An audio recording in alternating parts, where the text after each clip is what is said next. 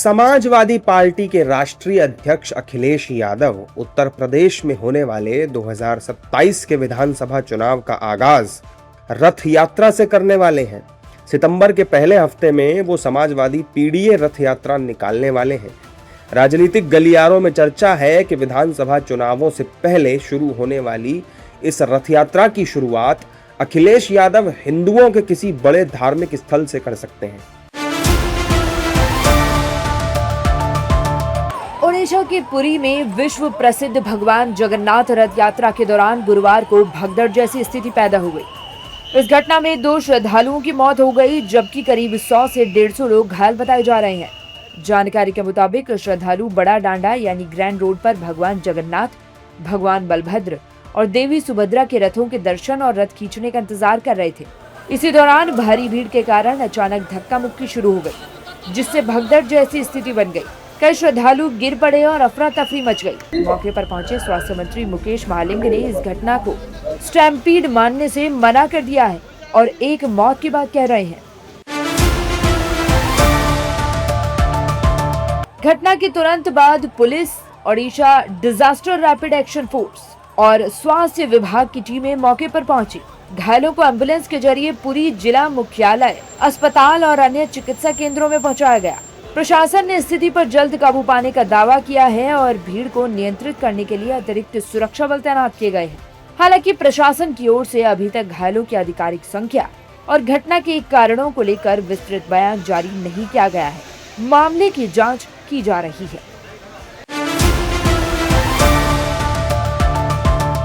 क्या पंजाब कांग्रेस में all is well है? क्या हाईकमान बगावत रोक पाएगा? क्या राहुल गांधी कर्नाटक, केरल, तमिलनाडु की तरह पंजाब में बड़ा फैसला करेंगे?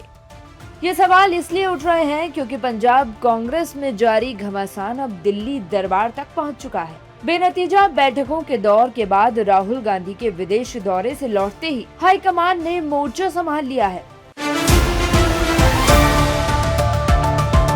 और अब माना जा रहा है कि अगले कुछ दिनों में पंजाब कांग्रेस को लेकर बड़ा फैसला हो सकता है। इधर खबरें हैं कि दिल्ली में गुरुवार को 3 घंटे चली बैठक के बाद बागी नेताओं के तेवर अचानक बदल गए हैं।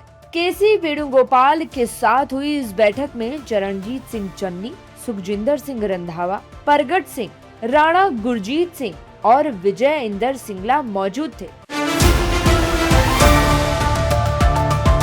पार्टी सूत्रों के मुताबिक हाईकमान ने 2 टूक संदेश दिया है कि पंजाब कांग्रेस अध्यक्ष के पद पर अमरिंदर सिंह राजा वड़िंग ही बने रहेंगे और नेतृत्व परिवर्तन पर फिलहाल कोई विचार नहीं होगा। साथ ही बगावत की स्थिति में सख्त कार्रवाई की चेतावनी भी दी गई है।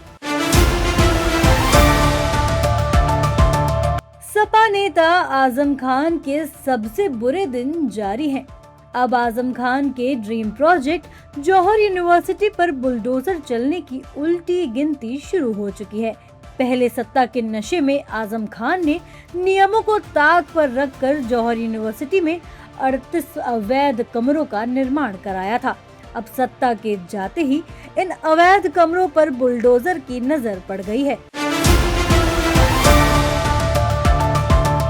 लाखों श्रद्धालु महाप्रभु के दर्शन के लिए पुरी पहुंच चुके हैं। रथ यात्रा से पहले मंदिर परिसर भक्ति, संस्कृति और आस्था के रंग में रंगा नजर आया। एक ओर ओडिसी नृत्य की मनमोहक प्रस्तुतियों ने श्रद्धालुओं का मन मोह लिया, तो दूसरी ओर केंद्रीय मंत्री धर्मेंद्र प्रधान समेत कई नेताओं ने पुरी गोवर्धन पीठ के शंकराचार्य स्वामी निश्चलानंद सरस्वती से मुलाकात कर उनका आशीर्वाद लिया। ओडिशा के पुरी में विश्व प्रसिद्ध भगवान जगन्नाथ रथ यात्रा का उल्लास चरम पर है। सुबह से ही लाखों श्रद्धालु श्री जगन्नाथ मंदिर और ग्रैंड रोड पर जुटने लगे। हर ओर जय जगन्नाथ के जय घोष सुनाई दे रहे हैं। श्रद्धालुओं का उत्साह ऐसा कि बारिश भी उनके कदम नहीं रोक सकी। यूपी का दंगल जीतने के लिए हर पार्टी अपने अपने मुद्दे उठा रही है। वहीं अब राहुल गांधी के बाद अखिलेश यादव की विदेश यात्राओं पर भी सियासत शुरू हो गई है। अखिलेश के पुराने सहयोगी और मौजूदा वक्त में योगी के सहयोगी ओपी राजभर ने अखिलेश यादव पर नया खुलासा किया। राजभर ने एक्स पर लिखा कि अखिलेश जी, वैसे तो विदेश से आपका मोह बहुत ज्यादा है, लेकिन इधर देख रहा हूं कि आप विदेश के चक्कर ज्यादा लगाने लगे हैं। पता लगाया तो माजरा कुछ और ही निकला। पता चला है कि चुनाव जीतने के लिए आपने एक विदेशी कंपनी को खुफिया काम पर लगाया हुआ है। इसका काम जातियों में लड़ाई लगवाने का है ताकि आपकी 2027 की नैया पार लग सके, जो वैसे लगने वाली नहीं है। इसी की मॉनिटरिंग के लिए आप खुद ही घूम रहे हैं। अरे महाराज, आपके पीडीए का नारा पीट देगा अहीर खुद ही पिट गया है और आप करोड़ों अरबों खर्च करके नए नए तरीके आजमा रहे हैं। जनता सब देख रही है। उसे ये भी दिख रहा है कि आपके नेता सांसद जंतर मंतर की परिक्रमा कर रहे हैं, लेकिन आप नहीं जा रहे हैं। आप तो ठहरे एसी पीसी और ट्विटर वाले नेताजी, जंतर मंतर तो जाएंगे नहीं। हाँ, उसके नाम पर फंडिंग इकट्ठी करेंगे और पुराना रखा माल इकट्ठा करके चुनाव में खपाने के लिए विदेशी कंपनी पर लुटा आएंगे। विदेशियों के चक्कर में मत पड़िए मित्र। चुनावी प्रतिष्ठा तो जा चुकी है, पैसा भी बर्बाद हो जाएगा। फंडिंग से चुनाव जीता जाता तो राहुल गांधी और अरविंद केजरीवाल घर में बेरोजगार नहीं बैठे होते। हम तो आपके मित्र हैं, समझाना हमारा काम है। समझे तो ठीक, वरना आप समझदार हैं। विपक्ष के यूसीसी विरोध के बीच कांग्रेस के सांसद दिग्विजय सिंह ने यूसीसी का सशर्त समर्थन किया है। जी हां, दिग्विजय ने साफ कहा कि इसे लागू करने का उपयोग समाज को जोड़ने के लिए होना चाहिए, न कि इसमें कोई कटुता पैदा करने के लिए। उन्होंने स्पष्ट किया कि यूसीसी को इस तरह से तैयार और लागू किया जाना चाहिए जो सभी वर्गों और समुदायों को एकजुट करे। उत्तर प्रदेश के इटावा का रहने वाला मुस्लिम मौलाना जर्जिस अंसारी इस समय चर्चा में है और चर्चा की वजह है उसका विवादित बयान। दरअसल मौलाना अंसारी ने भगवान श्री कृष्ण को लेकर बहुत ही ओछा बयान दिया। जर्जिस ने भगवान को लेकर दावा किया कि वो मुस्लिम थे और वो दीन यानी कि इस्लाम का प्रचार करते थे। इतना ही नहीं, उसने श्री कृष्ण को 5 वक्त का नमाजी तक बता दिया। मौलाना अपने बयान के चलते अब कानूनी शिकंजे में फंसने वाला है। भगवान श्री कृष्ण और सनातन धर्म के ग्रंथों को लेकर दिए उसके विवादित बयान के बाद हिंदू संगठनों में भारी आक्रोश है। लखनऊ में हिंदू संगठनों की शिकायत के बाद पुलिस प्रशासन मौलाना जर्जिस के खिलाफ सख्त धाराओं में केस दर्ज करने की तैयारी में है। मौलाना ने अपनी भद्दी जुबान से श्री कृष्ण को लेकर क्या कुछ कहा, वो आप सुनिए। कृष्ण जी भी 5 वक्त की नमाज पढ़ा करते थे। यकीन न आए तो श्रीमद् भगवद गीता के 6ठे अध्याय का 10वां मंत्र देख लीजिए, जिसमें कृष्ण जी अर्जुन से कह रहे हैं कि हे अर्जुन, जब ईश्वर की पूजा करो तो पूरे शरीर का योग करो। इसमें जिस ध्यान और साधना की बात कही गई है वह वास्तव में नमाज ही है।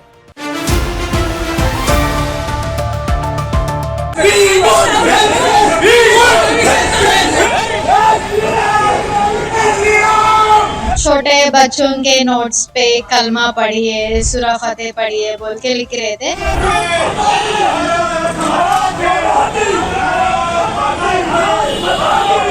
प्राइवेट स्कूल में कलमे का क्या काम? हैदराबाद के सैदाबाद में एक प्राइवेट स्कूल विवादों में घिर गया है। आरोप है कि एक हिंदू छात्र को होमवर्क में कलमा और सूरा अल फतिहा याद करने के लिए दिया गया। अब ये मामला पूरे देश में गर्मा चुका है। बीजेपी से लेकर वीएचपी और कई हिंदू संगठनों का गुस्सा 7वें आसमान पर पहुंच गया है। मेरे बेटे को होमवर्क में कलमा और सूरा अल फतिहा याद करने के लिए दिया गया है। इतना ही नहीं, इसको कक्षा में सुनाने के लिए भी कहा गया था। बिना परिवार की अनुमति के किसी दूसरे धर्म की धार्मिक प्रार्थनाएं याद करने और सुनाने के लिए कहना उचित नहीं है। सभी धर्मों का सम्मान होना चाहिए, लेकिन किसी भी छात्र को उसकी या उसके परिवार की सहमति के बिना किसी अन्य धर्म की धार्मिक सामग्री पढ़ने या याद करने के लिए बाध्य नहीं किया जाना चाहिए। मिडिल ईस्ट में तनाव बढ़ता जा रहा है। अमेरिका से लेकर ईरान तक के तेवर नरम होने का नाम नहीं ले रहे। अब अमेरिका ने ईरान की तटीय रक्षा प्रणाली और मिसाइल ठिकानों पर हमला किया है। यह हमला ईरान के बंदरगाहों पर नौसैनिक नाकाबंदी दोबारा लगने के बाद हुआ है। वहीं ईरान भी अमेरिका के हमलों का जवाब देने से पीछे नहीं हट रहा है। सबसे पहले आपको ग्राफिक्स के जरिए अमेरिका ईरान युद्ध के 5 बड़े अपडेट बताते हैं। अमेरिका ने ईरान पर फिर एयर स्ट्राइक की। ईरान ने बहरीन, कुवैत, जॉर्डन में मिसाइलें बरसाई। ईरान ने सेमनान एयरपोर्ट के कुछ हिस्सों को निशाना बनाया। ईरान ने मिडिल ईस्ट का इंफ्रा तबाह करने की धमकी दी। अमेरिकी हमलों में करीब 35 ईरानी लोगों की मौत। पश्चिम बंगाल की पूर्व सीएम ममता बनर्जी को बड़ा झटका लगा है। पार्टी छोड़ने वाले नेताओं में एक और नाम जुड़ गया है। इस बार टीएमसी की राज्यसभा सांसद कोयल मल्लिक ने अपने पद से इस्तीफा दे दिया है। कोयल ने उपराष्ट्रपति और राज्यसभा के सभापति सीपी राधाकृष्णन से मुलाकात कर अपना इस्तीफा सौंप दिया है। बहुमत नहीं होगा। अगर होता है तो आप ये कलंकित बहुमत के ओर बढ़ रहे हैं, पर ये बिल्कुल असंभव है। इनको 2/3 बहुमत लोकसभा में मिलने वाला नहीं है। क्या मानसून सत्र में मोदी सरकार फिर से परिसीमन बिल पेश करेगी? क्या मानसून सत्र में परिसीमन बिल पर मोदी सरकार 2/3 का आंकड़ा जुटा पाएगी? क्या मोदी सरकार की फाइनल कोशिशों के बाद परिसीमन बिल पास हो जाएगा? सियासी गलियारों में ऐसे तमाम सवालों पर नई बहस छिड़ गई है।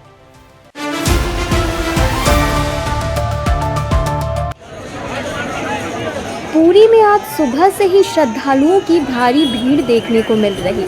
देश ही नहीं बल्कि दुनिया के अलग अलग हिस्सों से आए श्रद्धालु भगवान जगन्नाथ के दर्शन और रथ यात्रा में शामिल होने के लिए पुरी पहुंचे हैं। श्री मंदिर के आसपास की सड़कों पर सुबह से ही भक्तों की लंबी कतारें लगी हुई हैं। हर तरफ भगवान जगन्नाथ के जयकारे गूंज रहे हैं। श्रद्धालुओं के चेहरे पर भगवान के दर्शन की खुशी और उत्साह साफ दिखाई दे रहा है। मान्यता है कि भगवान जगन्नाथ की रथ यात्रा में शामिल होने और रथ के दर्शन करने मात्र से ही भक्तों को विशेष पुण्य की प्राप्ति होती है। जम्मू कश्मीर के डोडा में कथित तौर पर स्पेशल ऑपरेशंस ग्रुप यानी कि एसओजी की टीम से हथियार छीनने की कोशिश की गई। इस घटना में हथियार छीनने वाले युवक की मौत हो गई, जबकि 3 जवान घायल हुए हैं। एहतियात के तौर पर पूरे डोडा जिले में मोबाइल इंटरनेट सेवाएं बंद कर दी गई हैं। शुरुआती जानकारी के अनुसार ये घटना डोडा जिले के भद्रवा में ऊंचे पहाड़ी क्षेत्र पर मौजूद पर्यटन स्थल जय घाटी में हुई। एक युवक ने कथित तौर पर स्पेशल ऑपरेशंस ग्रुप यानी कि एसओजी की टीम पर हमला किया और उनकी राइफल छीनने की कोशिश की। इस दौरान हुई फायरिंग में युवक की मौत हो गई और 3 जवान घायल हो गए। बांकीपुर उपचुनाव से ठीक पहले बिहार की राजनीति में बड़ा सियासी भूचाल आया है। राष्ट्रीय जनता दल को बड़ा झटका लगा है। पार्टी के वरिष्ठ नेता और लंबे समय तक आरजेडी का मुखर चेहरा रहे मृत्युंजय तिवारी ने पार्टी से इस्तीफा दे दिया है। उनके इस फैसले ने आरजेडी की एकजुटता पर सवाल खड़े कर दिए हैं। ऐसे वक्त में जब पार्टी चुनावी तैयारियों में जुटी है और संगठन को मजबूत दिखाने की कोशिश कर रही है, एक वरिष्ठ नेता का इस्तीफा विपक्ष को बड़ा राजनीतिक मुद्दा दे सकता है। मृत्युंजय तिवारी ने कहा कि आरजेडी में उनके जैसे निष्ठावान और समर्पित कार्यकर्ताओं का कोई सम्मान नहीं है, इसलिए पार्टी की दुर्गति हो रही है। उन्होंने आरोप लगाया कि तेजस्वी यादव ने भी उनकी बात नहीं सुनी। उन्होंने कहा कि आरजेडी में कुछ ऐसे लोग हैं जो पार्टी को दीमक की तरह चाटकर खोखला कर रहे हैं।